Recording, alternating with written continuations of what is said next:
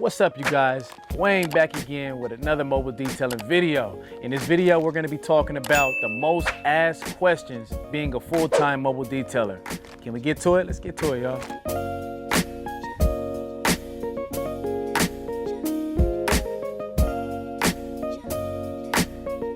How much should you invest? The question is, how much can you invest? That's the question. For me, as you guys seen in my previous videos, I like to buy everything because I don't like to go without having certain equipment. I like to be equipped for the job fully. So if you can invest in everything that you need, and if you can't do that, then just invest the basics, and that should run you a couple hundred, bro. That's what I'm saying, a couple hundred, you'll be good. Probably like three to 400. But if you can drop the 2,000 to 3,000, go for it. If you believe that you're gonna succeed, have faith, bro, and just go in. Why not?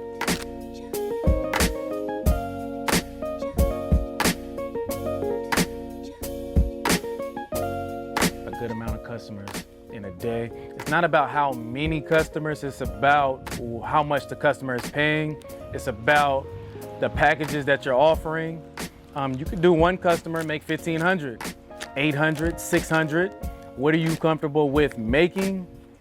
And what's gonna take care of your bills?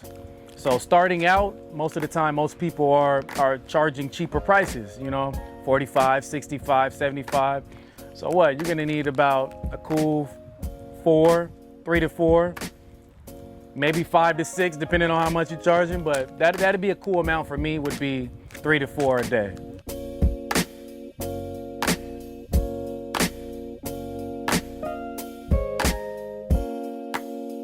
Still fresh in the game. So they ain't been about a year. I would say when I started, it took about 3 months for me to really start picking up. So three to 4 months. But I came in hitting hard because it depends on if you know a lot of people that know a lot of people that know a lot of people. So once I let that person know, you know how that goes. And just hitting all the family and friends, and it just, picked up like crazy. So it's all on who you know.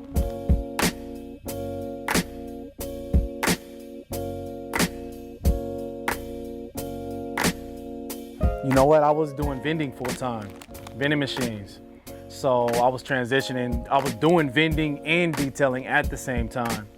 And then as I was doing that, I got overwhelmed, and the transition was selling. I was selling vending machines and detailing at the same time. And I already had the mindset of, I see that this is gonna make a lot of money. So I say it took about like 6 months. Like after like 6 months, I was in it full time.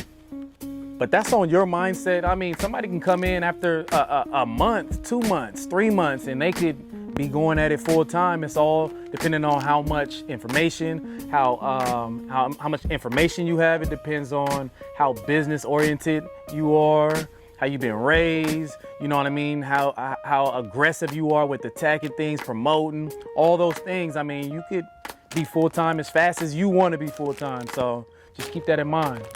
So let me ask you, why did it take you 6 months? Why did it take the transition of what I wanted to do?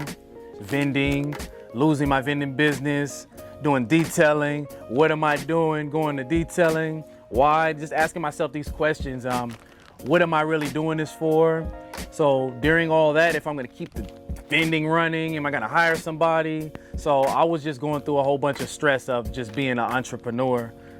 Otherwise, I probably would have did it after a couple months. I'm the type of person, I take some chances that I probably shouldn't take, knowing that I have a family and stuff like that. I just jump in, all in, and if it doesn't work, I'm gonna be in trouble. Those are the type of situations, and those are the type of chances that I take.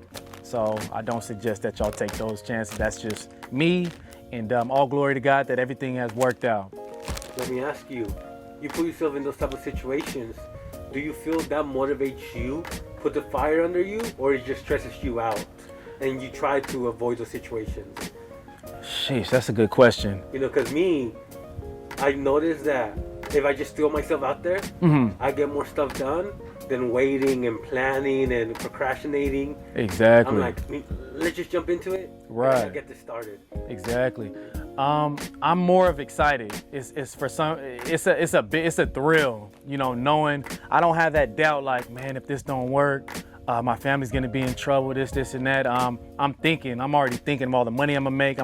I'm thinking that it's gonna take care of my family. We're gonna be able to do what we need to do. I'm gonna be able to provide. I'm thinking of all the positive things, and the negative things come in when I didn't really plan it all out. I just jumped in, and then as it works and the money's coming in, then the stress comes in when it comes to the structure.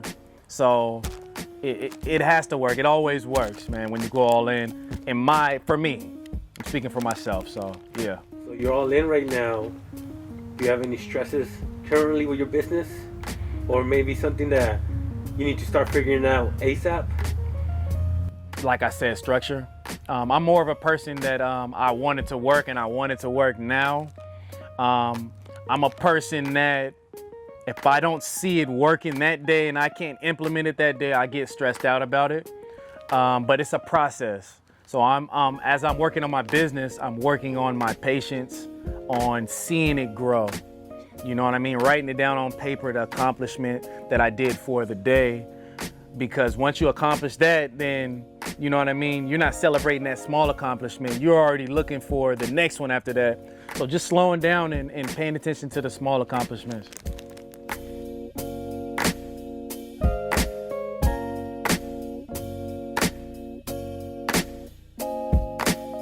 The detailing big goal.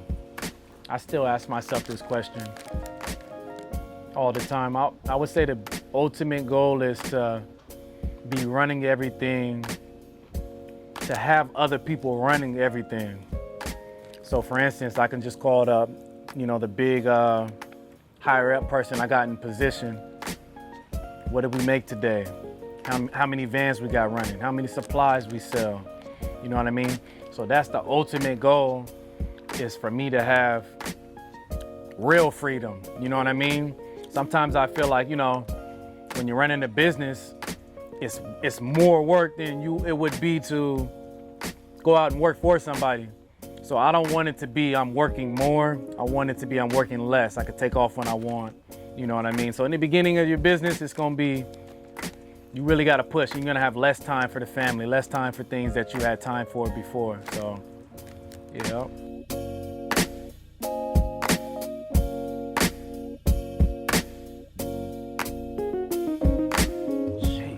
Thing. I would have to give a top 3 on that.